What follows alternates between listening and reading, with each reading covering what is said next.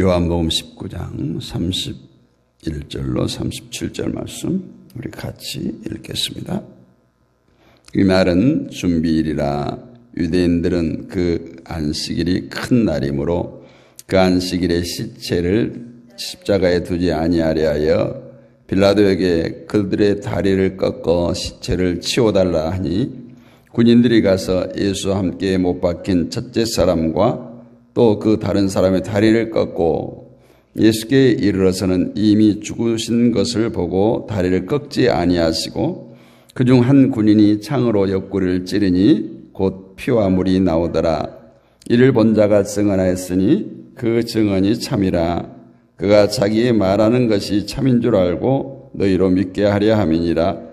이 일이 일어난 것은 그가 뼈가 하나도 꺾이지 아니하려 한 성경을 응하게 하려 함이라. 또 다른 성경에 그들이 그 찌른 자를 보리라 하였느니라.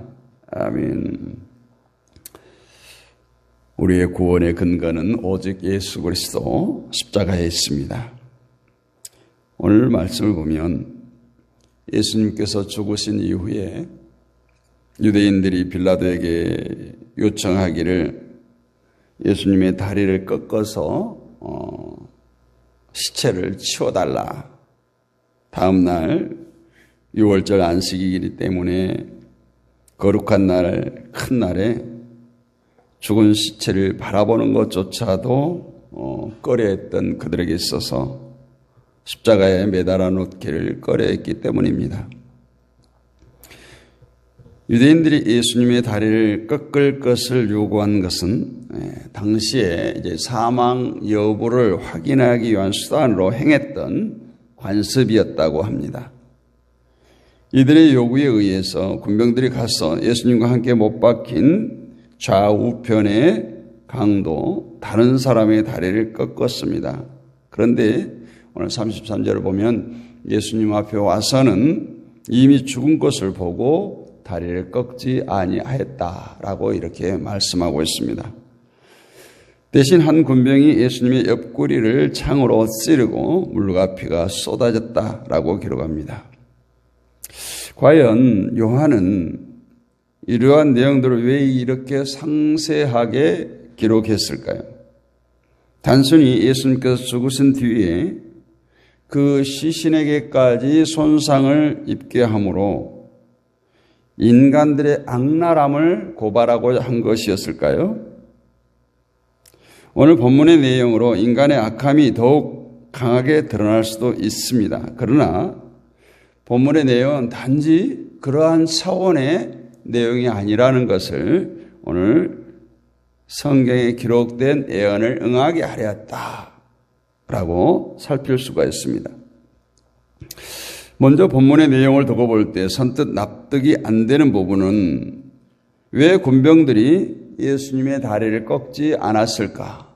과연 군병들이 구약에 기록된 예언의 말씀들을 알았을까?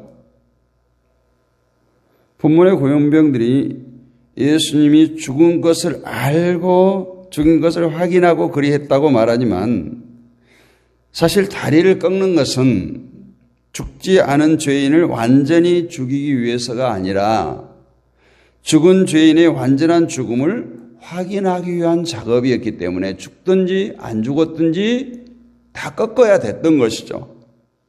그런데 예수님의 다리를 꺾지 않은 것입니다. 또 하나 이상한 것은 예수님의 옆구리를 창으로 찌른 거예요. 옆구리를 창으로 찌른 것이 만약 죽음을 확인하는 하나의 과정이었다면 옆에 있는 강도들도 똑같이 창으로 옆구리를 찔렀겠죠. 사실 당시 군병들의 마음에 대해서 그 행위에 대해서 성경은 전혀 언급을 하지 않습니다. 그것은 하나님이 그리 하셨다는 거예요. 그래서 36절, 37절을 보면 이 일이 이룬 것은 그 뼈가 하나도 꺾이지 아니하리라 한 성경을 응하게 하려 함이라. 또 다른 성경에 저희가 그 찌른 자를 보리라 하였느니라. 앞에 성경은 다윗의 시편, 뒤에 성경은 어딜까요? 스가랴인가요? 나중에 살펴보겠습니다. 이렇게 예수님의 다리를 꺾지 않게 하고 대신 창으로 옆구리를 찌르게 하신 일을 통해서 하나님께서 말씀하시고자 하는 것이 무엇인가? 그것을 듣고 깨닫는 것이 오늘 말씀을 보는 우리에게 주신 메시지가 됩니다. 먼저 뼈를 꺾이지 않는다는 내용은 시편 34편 20절 말씀에 그 모든 뼈를 보호하시며 그 중에 하나도 꺾이지 아니하도다 이 말씀대로 이루어졌다라는 거예요. 그러면 과연 이 말씀은 하나님께서 예수님에게 이루심으로 무엇을 보여주고 했을까요? 우리가 시편 34편을 보면 그 전체 내용은 하나님께서 의인을 건지시고 보호하신다. 의인을 건지시고 보호하신다는 내용이에요. 이러한 배경에서 시편 34편 20절을 대하면 하나님이 그 뼈를 보호하는 자는 의인이라는 거예요. 의인이기 때문에 그 뼈가 꺾이지 않도록 보호하시겠다. 군병들이 유독 예수님의 다리만 꺾지 아니하는 것은 하나님께서 예수님의 뼈를 보호하셨기 때문인데 이것은 시편 34편의 내용을 배경으로 해석하면 결국 예수님은 의인이었기 때문에 뼈가 꺾이지 아니하고 좌우편의 강도는 죄인이기 때문에 뼈가 꺾였다. 이렇게 볼 수 있는 겁니다. 즉 유대인들은 예수님을 죄인으로 몰아서 죽였지만 그러나 하나님 앞에서는 의인은 오직 한 분 예수님밖에 없다라는 것을 이 십자가상에서 선포한 겁니다. 민수기 9장 12절에도 보면 아침까지 그것을 조금도 남겨두지 말며 그 뼈를 하나도 꺾지 말아서 유월절 모든 율례대로 지킬 것이니라. 유월절 희생 제물을 먹을 때도 뼈를 꺾지 말고 먹으라는 거예요. 이 구절 역시 시편 34편의 배경으로 생각해 보면 희생의 제물이 의의 모습을 보여주고 있다. 결국 하나님은 예수님의 뼈를 보호하심으로써 유대인 자신들이 죽인 예수님이 그들을 위해 그들의 죄를 용서하기 위해서 희생제물로 오신 의로우신 분임을 보여주고 있다라는 거예요. 또 다른 성경을 응하게 하신 또 한 가지는 예수님의 옆구리를 창으로 찌른 것인데 이것은 스가랴서 12장 10절 말씀입니다. 내가 다윗의 집과 예루살렘 거민에게 은총과 간구하는 심령을 부어주리니 그들이 그 찌른 바 그를 바라보고 그를 위하여 애통하기를 독자를 위하여 애통하듯 하며 그를 위하여 통곡하기를 장자를 위하여 통곡하듯 하리로다. 이 말씀을 성취하기 위해서 창으로 옆구리를 찔렀다는 거예요. 은총과 간구하는 심령을 부어주리니 그들이 그 찌른 바 그를 바라보고 그를 위하여 애통한다.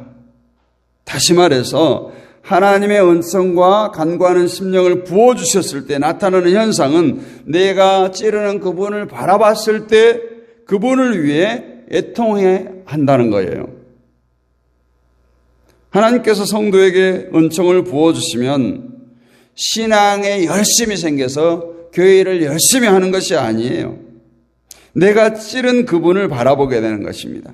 그리고 간구하는 심령을 부어주실 때 그분을 바라보면서 나의 죄로 인해 죽으신 그분으로 인해 애통하게 된다는 거예요. 결국 십자가에 달린 예수님을 찌른 자가 바로 내 자신이란 것을 알게 될 때 하나님의 은총이 내게 부어졌기 때문에 내 죄를 알게 되고 애통하게 되는 건 역시 하나님께서 간구하는 심령을 부어주신 결과라고 스가랴 선지자는 말하고 있습니다. 따라서 하나님께서 예수님의 다리를 꺾지 않게 하심으로써 지금 죽으신 예수님이 죄인된 자를 보내신 의인이라는 것을 가르치는 것이고 창으로 옆구리를 찌르게 하신 것은 바로 너희가 의인을 찌른 자임을 가르치고자 하는 겁니다. 진심으로 하나님의 은총을 받고 간구하는 심령을 받은 성도라면 세상을 바라보고 세상 것을 구하기 위해서 하나님을 찾는 것이 아니라 내 죄를 위해서 십자가에 죽으신 하나님의 자비하심, 하나님의 긍휼을 구하게 되는 것입니다.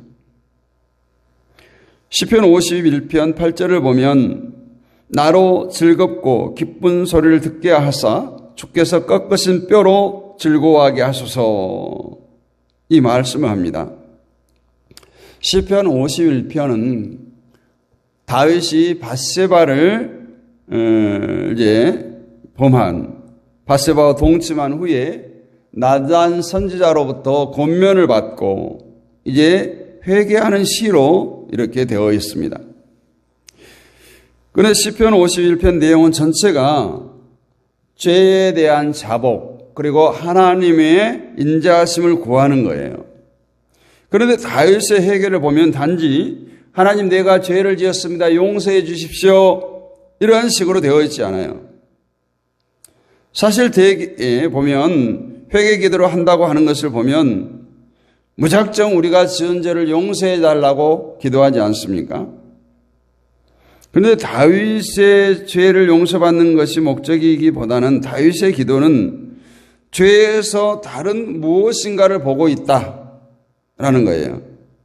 그것이 시편 51편 8절인데 주께서 꺾으신 뼈로 즐거워하게 하소서, 내 죄를 용서해 달라고 기도하면서 주께서 꺾으신 뼈로 즐거워하게 해달라고 지금 기도합니다. 여기 뼈를 꺾는다는 것은 오늘 유대인들이 요구한 것처럼 완전한 죽음을 뜻하는 거예요. 뼈를 꺾었을 때 비명이 나면 안 돼요. 살아있으면 어떻게 되겠어요? 비명을 지르겠죠. 그래서 본문에 죽음을 확인하기 위해 뼈를 꺾는 것처럼 완전한 죽음을 의미하는 거예요. 그리고 이 죽음은 죄와 연관되어 있는 죽음을 당하는 것이고, 죄와 연관되어 있는 죽음을 당하는 것은 반드시 제물의 희생이 따른다는 것을 의미합니다. 다윗은 자신의 죄에서 하나님이 죽으시는 제물의 희생을 보고 즐거워하며 기뻐하게 해달라, 이렇게 고백하고 있어요. 이것은 제물의 희생 자체가 즐겁다는 것이 아니라 제물의 희생으로 인해 주어지는 하나님의 인자하심과 긍휼에 대한 기쁨이고 즐거움을 말씀하고 있는 거예요. 반면에 제물에 대해서는 내 죄로 인해 희생을 당한 것에 대한 애통함이 있어야 된다라는 것이 스가랴 선지자의 말씀이기도 합니다. 본문에서 예수님의 다리를 꺾는 일도 이것과 연관되어 있어요. 예수님의 죽으심이 우리 죄로 인한 것이고 그 죽으심으로 말미암아 죄인된 우리가 하나님의 인자하심과 자비하심의 혜택을 누리게 되었다라는 겁니다. 그러므로 우리 성도는 예수님의 죽음에서 하나님의 인자하심과 자비와 긍휼하심을 발견하고 그것으로 기뻐하고 즐거워해야 되는 것입니다. 그러나 동시에 나로 인해 죽으신 예수님으로 인해서 애통하게 되어야 된다. 애통해야 된다는 거예요. 그렇다면 다리를 그냥 꺾도록 놔두는 것이 옳은데 왜 꺾지 않았는가? 그것은 앞서 말한 대로 예수님은 죄인으로 죽은 것이 아니라 하늘에서 오신 의인으로 죽으셨음을 구별하고 가르치기 위한 것입니다. 하나님은 저희가 그 찌른 자를 보리라 한 성경을 응하게 하기 위해서 예수님의 옆구리를 창으로 찌르도록 하셨어요. 찌른 자를 본다는 것은 내 자신을 본다는 거예요. 거울 효과예요. 그 찌른 자가 나와 상관없는 자가 아니라 바로 죄 없으신 의인을 찌른 나 자신을 보는 거예요. 내가 곧 예수님을 찌른 자라는 걸 발견하게 되는 것이 하나님의 은총이 부어진 심령을 가진 성도라는 것을 기억하시기를 원합니다. 우리가 교회를 잘 다니고 십자가를 말하면서도 많은 사람들이 예수님의 찌른 자라는 자신을 보지 못합니다. 설사 본다고 해도 전혀 잘못 보는 거예요. 저 사람과 나는 다르다는 거예요. 나는 그럴 사람이 아니라는 거예요.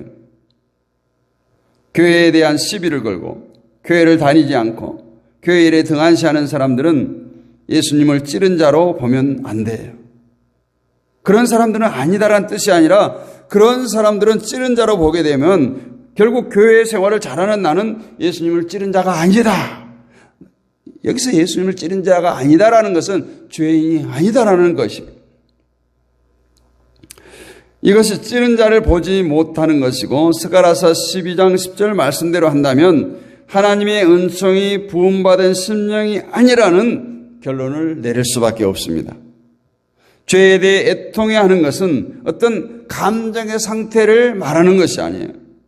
감정적 동요, 분위기에 의해서 옆에서 막 울고 불고 부르짖으니까 그냥 덩달아서 하는 것이 아니에요. 분명히 애통함은 나의 죄로 인해 의인이신 예수님이 죽으심에 대한 성도의 반응이어야 된다는 거예요. 내가 죽어야 되는데 나를 대신해서 예수님께서 죽으셨다. 이 세상 그 누구도 그것을 대신해 줄 수가 없어요. 그렇지 않습니까? 우리 부모가 나의 죄를 대신해서 죽을 수가 있습니까? 내 형제 자매가 나의 죄를 대신해서 죽을 수가 있습니까? 할 수 없어요. 내가 병들었는데 나의 병을 대신해서 누가 아파줄 수 있습니까? 할 수 없어요. 따라서 우리가 예수님의 희생에서 긍휼과 자비하심을 보게 되고 그것으로 기뻐하되 또한 나의 죄로 인해서 의인이신 예수님께서 죄 없으신 예수님께서 십자가에서 피 흘리시고 죽으심에 대한 애통함이 있어야 된다라는 것이 오늘 말씀의 요지입니다. 그래서 성도의 구원의 근거는 오직 예수 그리스도께만 있습니다. 우리의 자격이나 어떤 조건도 구원의 조건에 끼어들 수가 없음을 명심하시기를 원합니다. 우리는 다만 저와 여러분 역시 예수님을 찌른 자에 불과합니다. 죄인이 의인을 찔렀어요. 그런데 그 의인의 죽으심으로 죄인된 우리가 살았습니다. 내가 예수님을 찔렀음을 보지도 묻지도 않으시고 하나님의 자비와 긍휼하심이 우리에게 주어진 거예요. 성도에게 있어서 이보다 더 큰 기쁨, 더 큰 즐거움이 어디 있겠습니까? 중요한 것은 성도로서 이 기쁨과 즐거움을 누리며 사는 것입니다. 예수님 안에 주어진 이 기쁨과 즐거움을 놓치지 마시고 날마다 누리는 성도로 살아가시기를 원합니다. 이러한 성도들은 자신의 어떤 의로운 행동의 무게를 달아보지 않습니다. 구원을 염려하거나 구원을 의심하는 어리석음을 보이지 않을 것입니다. 우리의 희생제물이 되신 십자가의 보혈의 공로가 정말 헛되지 않도록 날마다 그 자비와 긍휼의 기쁨을 누리며 나를 위해 죽으신 그 예수님을 바라보고 애통함으로 날마다 감사로 승리하는 저와 여러분이 되시기를 주님의 이름으로 축복합니다. 거룩하신 아버지 하나님 은혜를 감사합니다. 내가 예수님을 죽였습니다. 죄인된 내가 의로우신 주님을 찔렀습니다. 이것이 오늘 우리가 가져야 할 주님을 향한 마음입니다. 그럼에도 불구하고 우리의 그러한 그릇된 행동, 우리의 죄악된 행동을 묻지도 따지지 아니하시고 하나님께서 자비와 긍휼하심으로 우리에게 보혈의 은혜를 입히셨습니다. 의의 옷을 입히셨습니다. 이제 하나님을 아버지라고 부르는 하나님의 백성으로 하나님께서 주신 자비와 긍휼하심을 마음껏 누리며 기뻐하며 살게 하옵시고 오늘 또 십자가의 그 주님을 바라보고 날마다 나를 십자가에 못 박는 나를 죽이는 이러한 삶을 살아서 하나님을 기쁘시게 하는 우리 모두가 되게 하여 주옵소서. 하나님의 기쁨은 우리의 의로운 행동이 아닙니다. 주님의 의로우신 그 행위에 우리가 응답하는 것입니다. 그것을 누리는 것입니다. 아버지 하나님, 우리는 날마다 죄악의 어둠에 쌓여 살아갑니다. 그러나 성도는 이 세상에서 구별된 삶을 살아야 됩니다. 날마다 이길 힘을 주옵소서, 피할 길을 주옵소서, 어떠한 죄의 사슬에 얽매이지 않게 하시고 의로움으로 무장되어지게 하시고 말씀으로 무장되게 하시고 주님이 주신 능력으로 무장되게 하셔서 이 한 주간도 날마다 승리하는 복된 삶을 살게 하여 주옵소서. 이 새벽에도 깨우기도 하는 모든 주의 백성들 가운데 함께하여 주옵소서. 저들의 가정을 축복하시고 허리에서 난 자녀손들을 축복하시고 직장과 사업장을 축복하시며 섬기는 교회들을 주여 축복하여 주옵소서. 이 한 주간도 주님만 보고 달려가겠습니다. 주님만 바라보겠습니다. 세상에 한눈 팔지 않겠습니다. 우리가 세상을 살아갈 때 비틀거리거나 실족하여 넘어지지 않도록 주의 강한 팔로 붙들어 주옵소서. 믿사옵고 살아계신 우리 주 예수 그리스도의 이름으로 감사하고 기도하옵나이다. 아멘. 하늘에 계신 우리 아버지 이름을 거룩하게 하시며 아버지의 나라가 오게 하시며 아버지의 뜻이 하늘에서 같이 땅에서도 이루어지게 하소서. 오늘 우리에게 일용할 양식을 주시고 우리가 우리에게 잘못된 사람을 용서한 것 같이 우리 죄를 용서해 주시고 우리를 시험에 빠지지 않게 하시고 악에서 구하소서. 나라와 권능과 영광이 영원히 아버지의 것입니다. 아멘. 할렐루야. 오늘 또 승리하셨습니다. 우리 모였으니까 또 합심하여 기도하겠습니다. 세계 평화를 위해서 기도합니다. 우리 선교사님들을 위해서 기도하겠습니다. 이 나라와 이 민족을 위해서 한국교회를 위해서 기도합니다. 또 무엇보다도 다음 세대의 자녀들, 친척, 친구, 이웃을 위해서 기도합니다. 우리 믿음의 동역자들을 위해서 기도하고 연약한 지체들, 온라인 사역자들을 위해서 기도합니다. 가정과 교회와 직장과 사업장을 위해서 기도하는데 오늘 월요일 날은 특별히 나라와 민족과 한국교회를 위해서 또 10월 27일 200만 기도회를 위해서 주여 크게 한번 부르짖고 기도하겠습니다. 주여